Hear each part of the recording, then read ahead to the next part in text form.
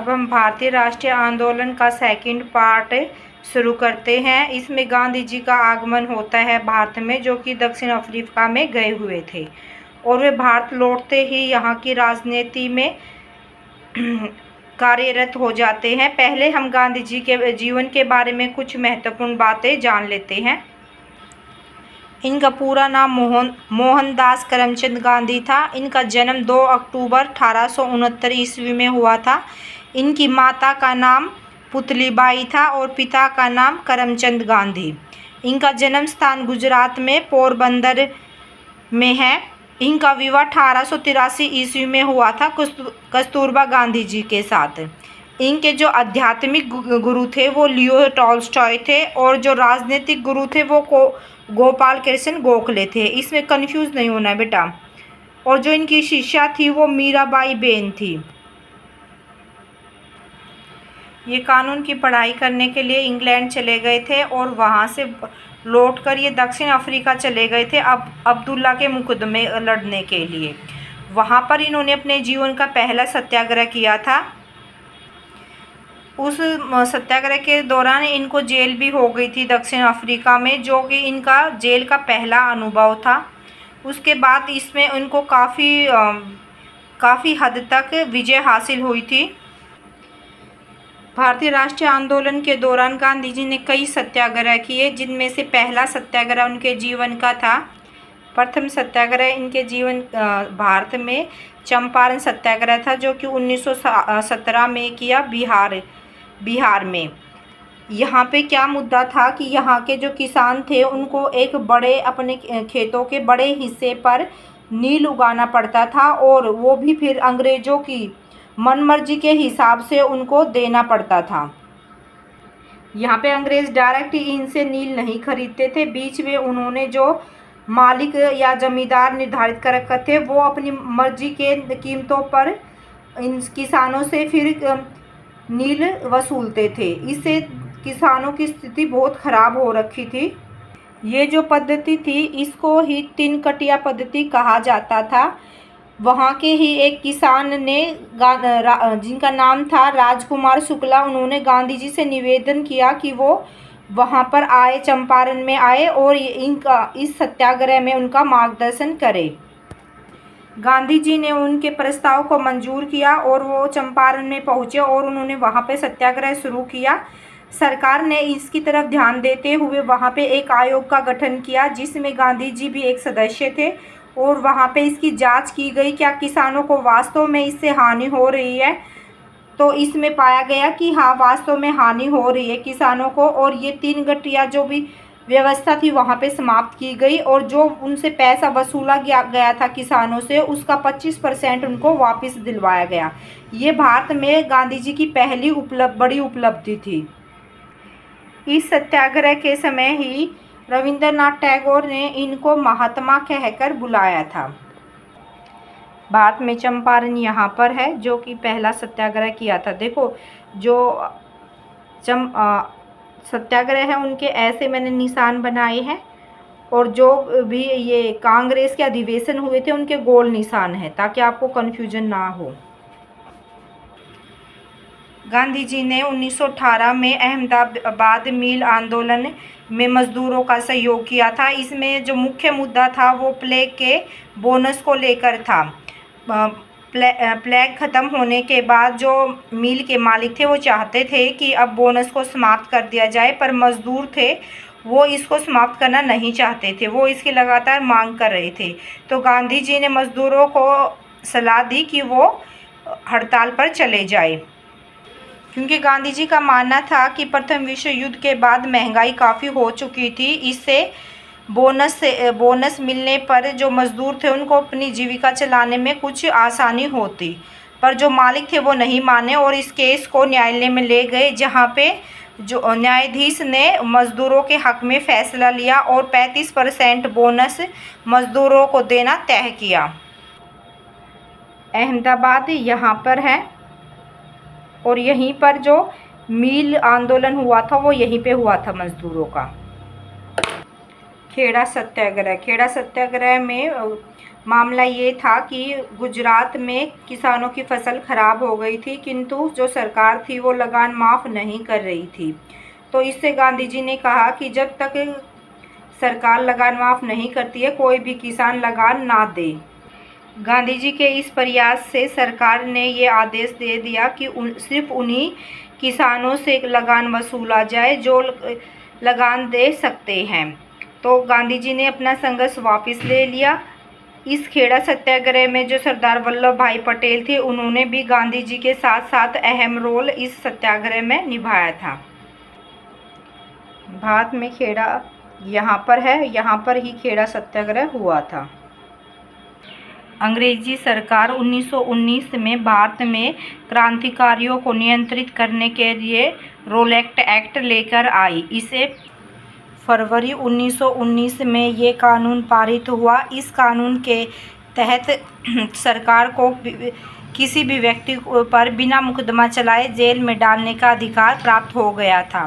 देश में 6 अप्रैल 1919 का दिन राष्ट्रीय अपमान दिवस के रूप में मनाया गया।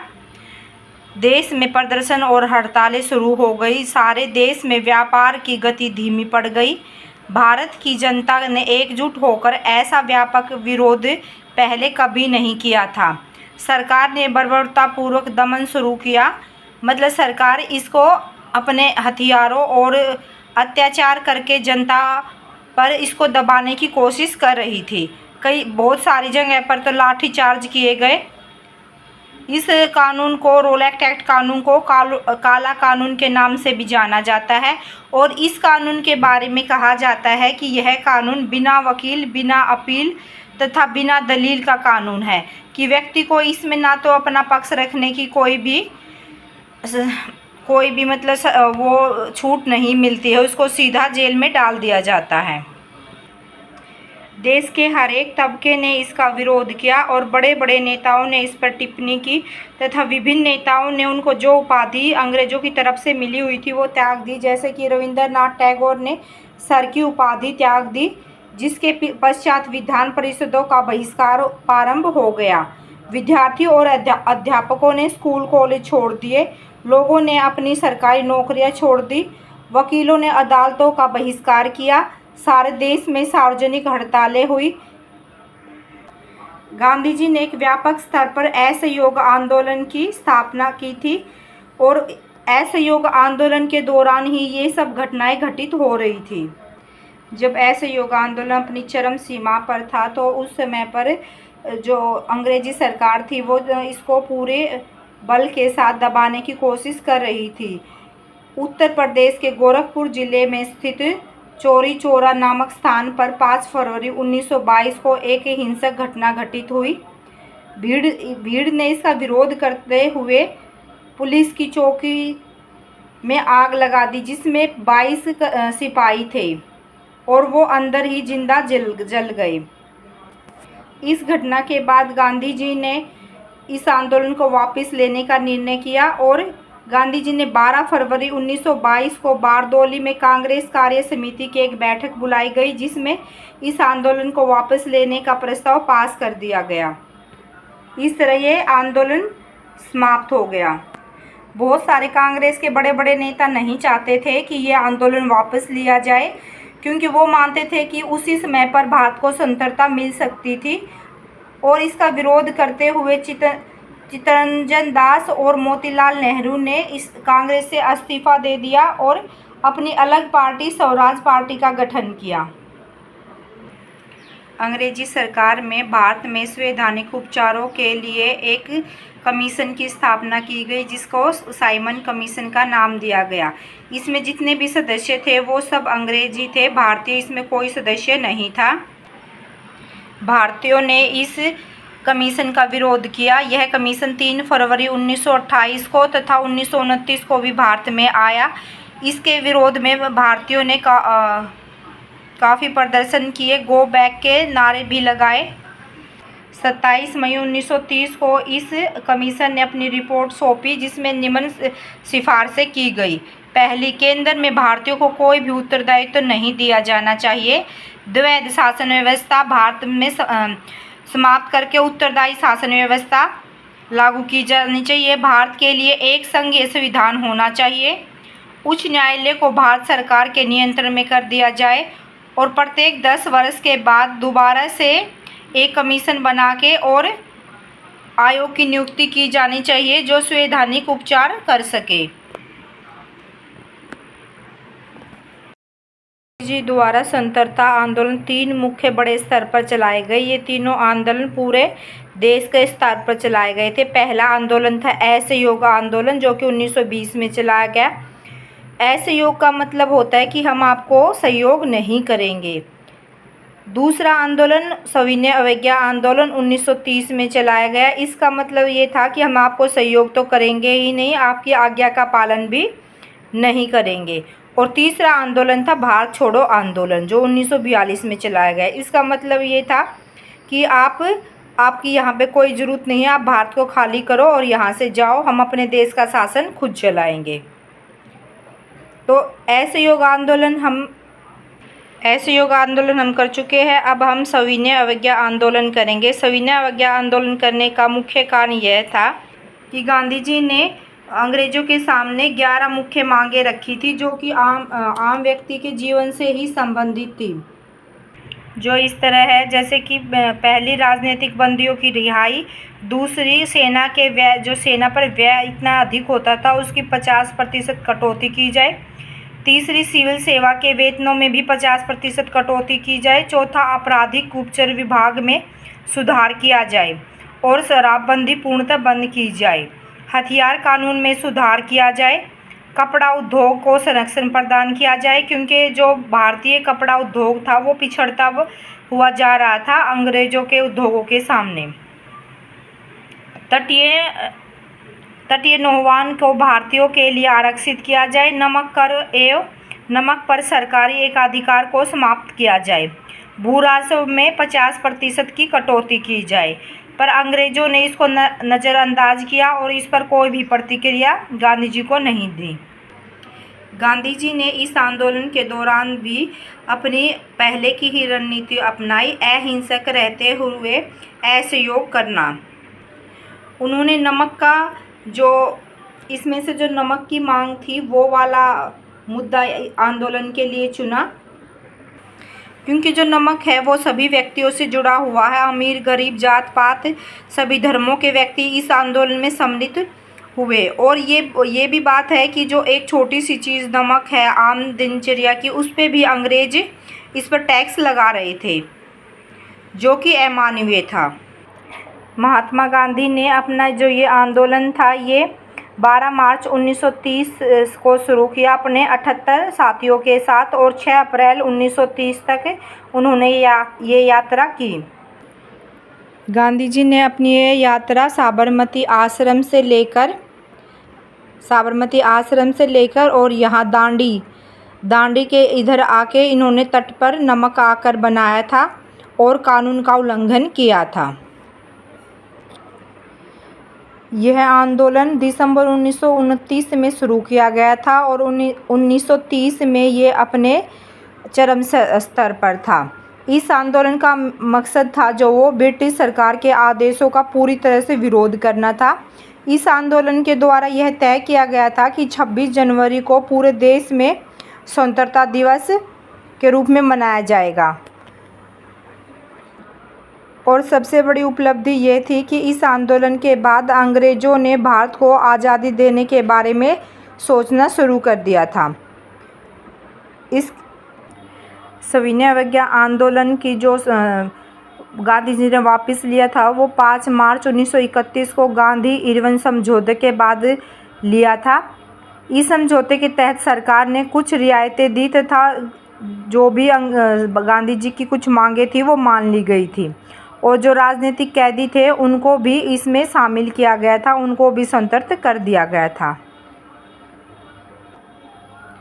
पूना समझौता, जिसे पूना पैक्ट भी कहा जाता है, ये भी एक महत्वपूर्ण घटना है। इसके तहत क्या हुआ था कि जो डॉक्टर अंबेडकर थे उन्होंने अनुसूचित जातियों के लिए एक अलग से निर्वाचन मंडल की मांग की थी जो कि अंग्रेज़ों ने मान भी ली थी। पर इसके विरोध में गांधी जी अनशन पर बैठ गए थे। गांधी जी ने इसका विरोध किया क्योंकि गांधी जी का मानना था कि ये हमारे देश की एकता के लिए बहुत नुकसानदायक है। गांधी जी उस समय पर यरवदा सेंट्रल जेल में थे, वहीं पर उन्होंने अनशन शुरू कर दिया था। 24 सितंबर 1932 को डॉक्टर अंबेडकर जी उनसे मिलने गए और उनके बीच में एक समझौता हुआ जिसके तहत ये निर्धारित किया गया कि निर्वाचन संगठन तो अलग नहीं होगा, निर्वाचन जो होगा, चुनाव जो होंगे वो इकट्ठे ही होंगे सभी के। चुनाव तो इकट्ठे ही होंगे, पर समझौते में दलित वर्ग के लिए पृथक निर्वाचन मंडल को त्याग दिया गया, लेकिन दलित वर्ग के लिए आरक्षित सीटों की संख्या प्रांतीय विधानमंडलों में 71 से बढ़ाकर 148 कर दी गई। विधायिका में कुल सीटों की 18% की गई, मतलब जो उनको आरक्षित सीटें थी वो बढ़ा दी गई, और इस पर दोनों डॉक्टर अंबेडकर जी और महात्मा गांधी में सहमति हो गई। तीसरा बड़ा आंदोलन था भारत छोड़ो आंदोलन, जो कि 1942 में शुरू हुआ।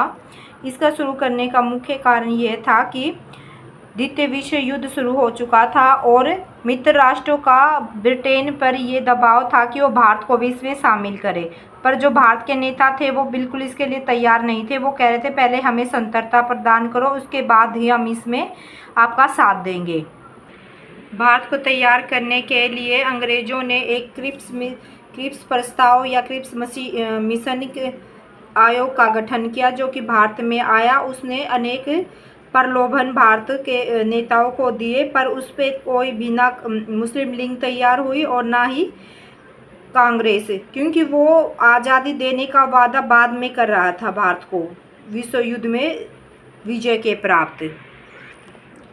गांधी जी ने कहा कि दिवालिया होने वाले बैंक का उत्तर दिनांकित चेक है, मतलब जिसको यही नहीं पता कि ये हारेगा या जीतेगा, तो अगर ब्रिटेन हार जाता है तो ब्रिटेन के साथ ही भारत भी दूसरे जो विजय देश है उनका गुलाम बन जाता, और इंग्लैंड भारतीय सेना को भी द्वितीय विश्व युद्ध में धकेल देता है, जिससे कि अनेक सैनिक मारे जाते हैं। इससे जो भारतीय नेता है उनको खुद को चले जाने का एहसास हुआ और वो 8 अगस्त 1942 को भारत छोड़ो आंदोलन की शुरुआत कर देते हैं।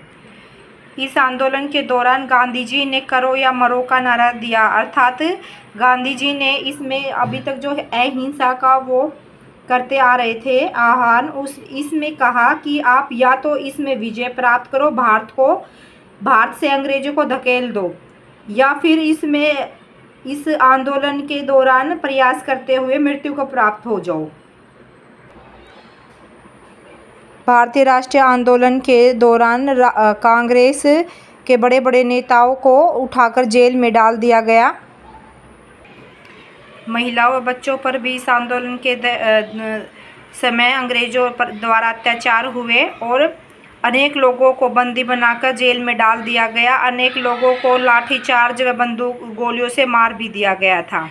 एक तरह से बर्बरतापूर्वक अंग्रेजों ने इस आंदोलन को दबाया। यह आंदोलन 1943 तक पूर्णतः समाप्त हो चुका था। इसको कोई सफलता तो नहीं मिली, पर अंग्रेजों को ये मालूम हो गया था कि अब भारत को ज़्यादा लंबे समय तक गुलाम नहीं बनाया रख सकते। भारतीय राष्ट्रीय आंदोलन को अगस्त क्रांति के नाम से भी जाना जाता है।